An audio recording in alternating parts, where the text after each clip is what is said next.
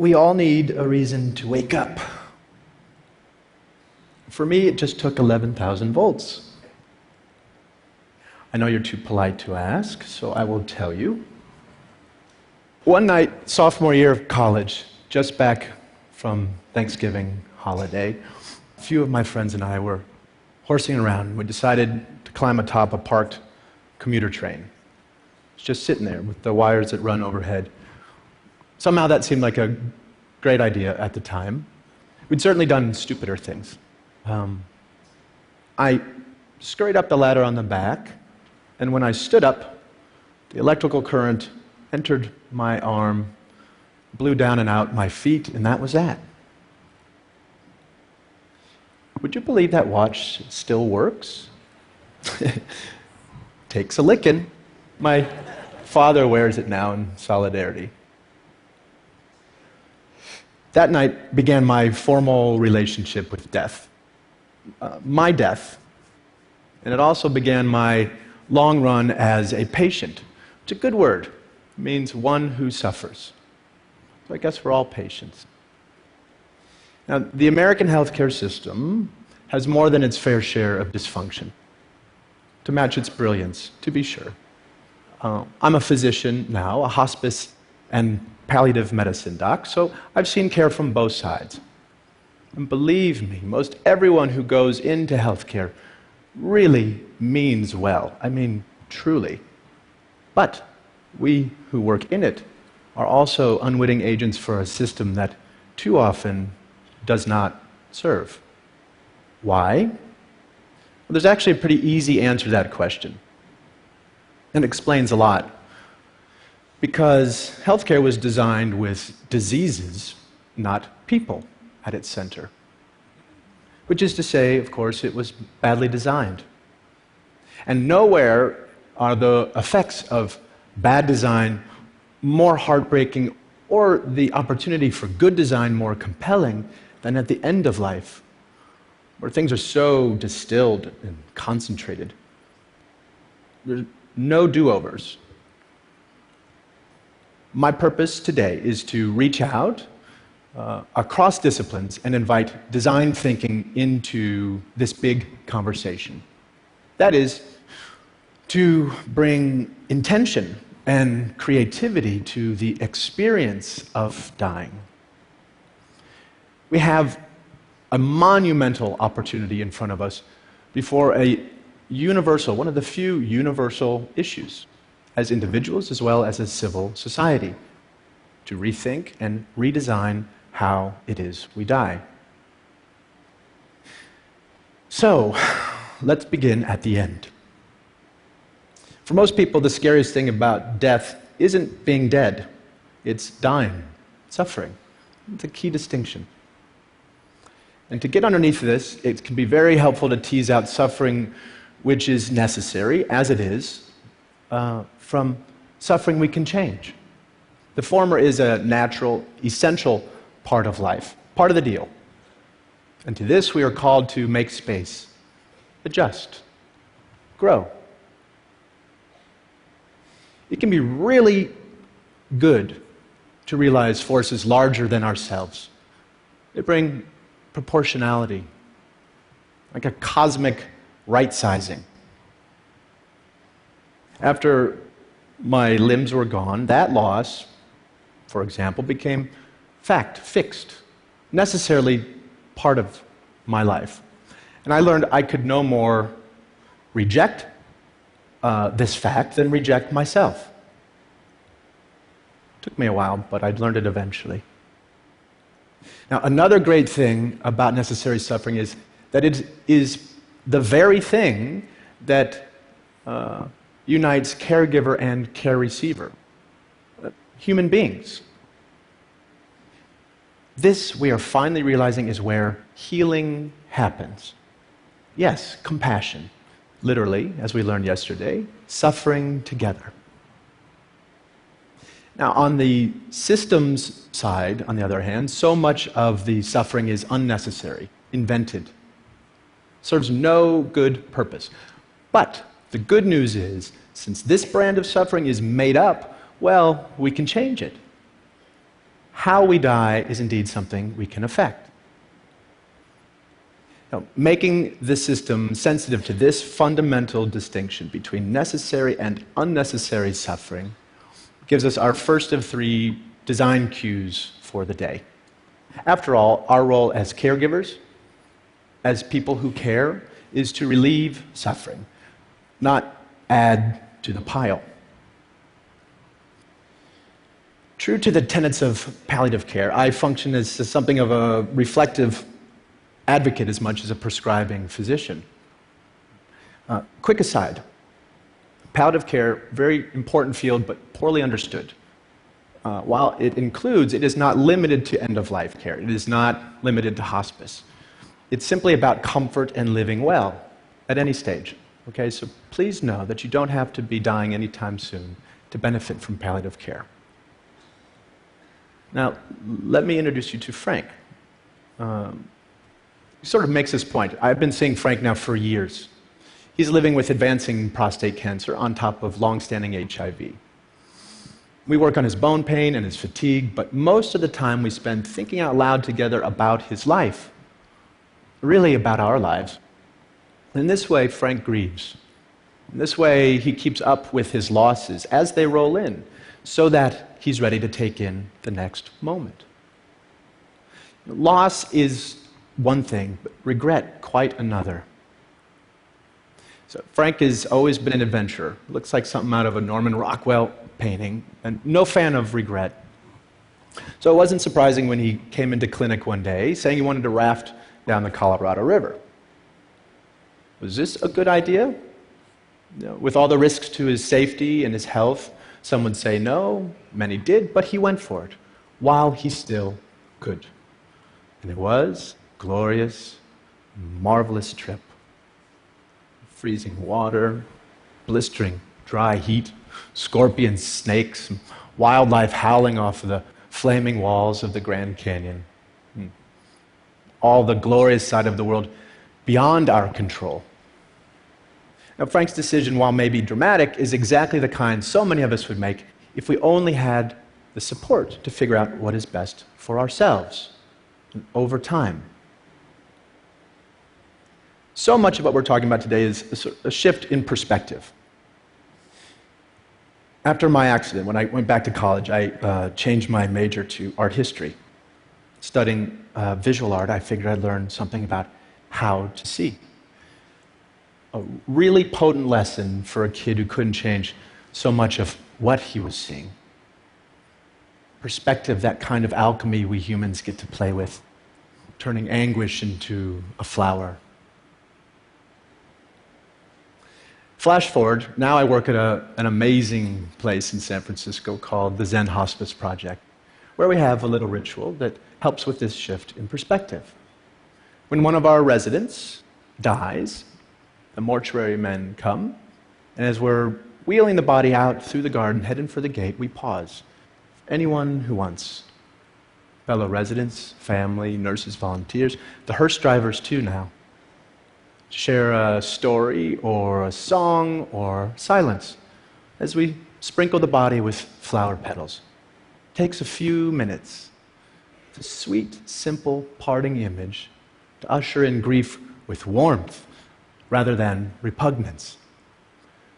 Contrast that with the typical experience in the hospital setting. Much like this, floodlit room lined with tubes and beeping machines and blinking lights that don't stop even when the patient's life has.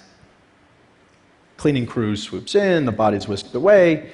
It feels as though that person had never really existed. Well-intended, of course, in the name of sterility, but hospitals tend to assault our senses. And the most we might hope for within those walls is numbness. Anesthetic.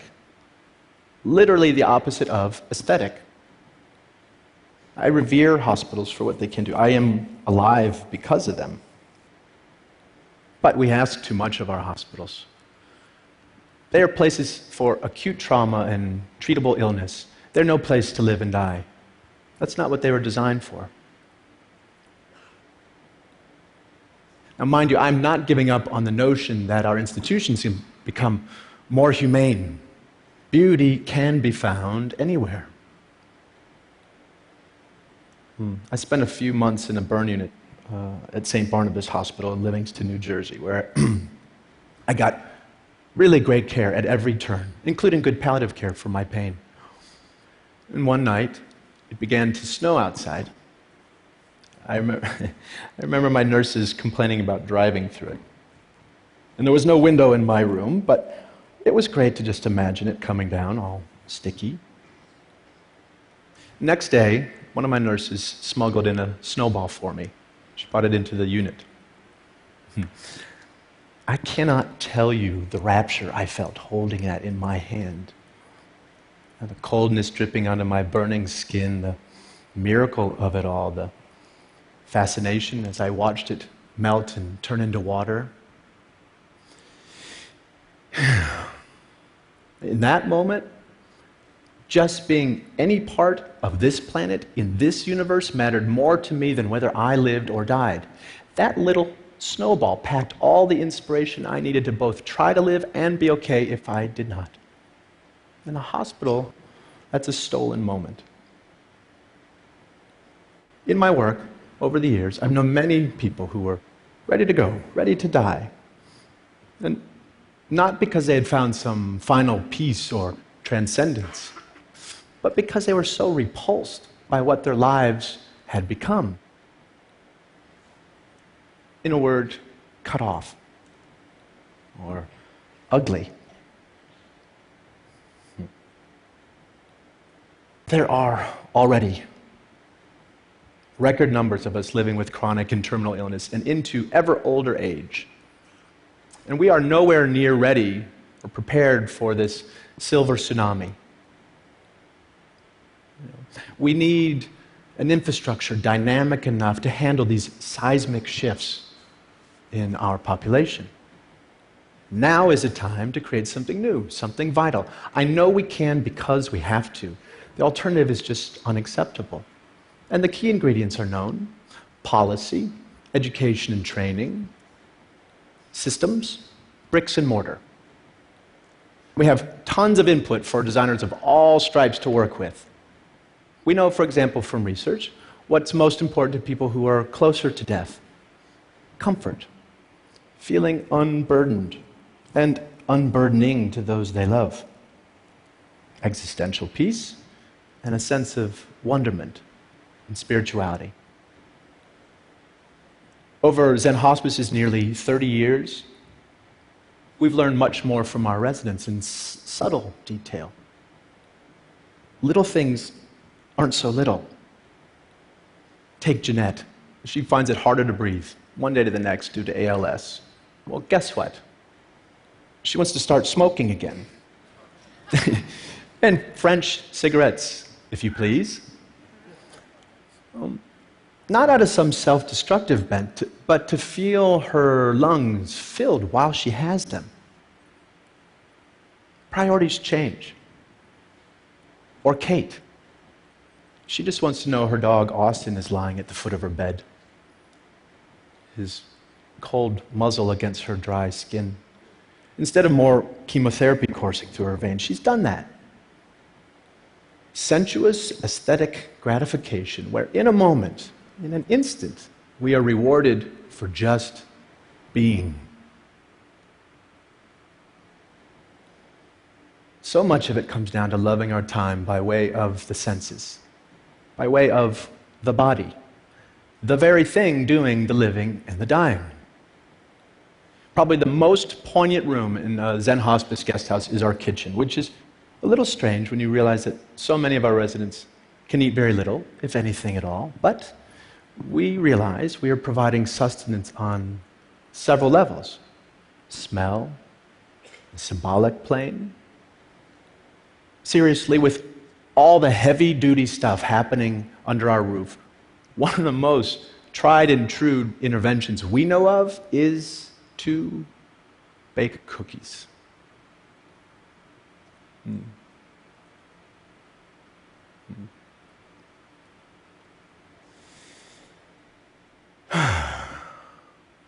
As long as we have our senses, even just one, we have at least the possibility of accessing what makes us feel human, connected. Imagine the ripples of this notion for the millions of people living and dying with dementia. Primal sensorial delights that say the things we don't have words for, impulses that make us stay present, no need for a past or a future. So, if teasing unnecessary suffering out of the system was our first design cue, then tending to dignity by way of the senses, by way of the body, the aesthetic realm is design cue number 2. Now, this gets us quickly to the third and final bit for today. Namely, we need to lift our sights, to set our sights on well-being.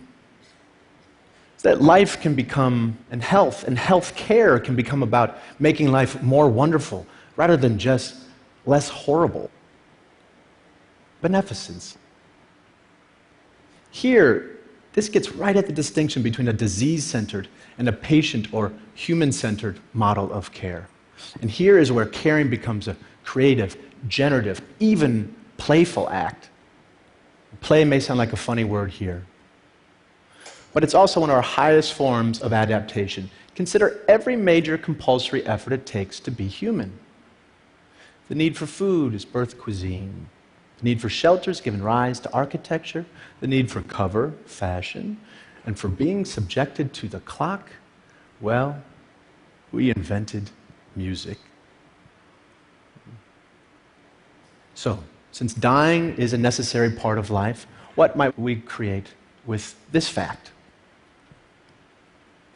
By play, I am in no way suggesting that we take a light approach to dying or that we mandate any particular way of dying. There are mountains of sorrow that cannot move, and one way or another, we will all kneel there.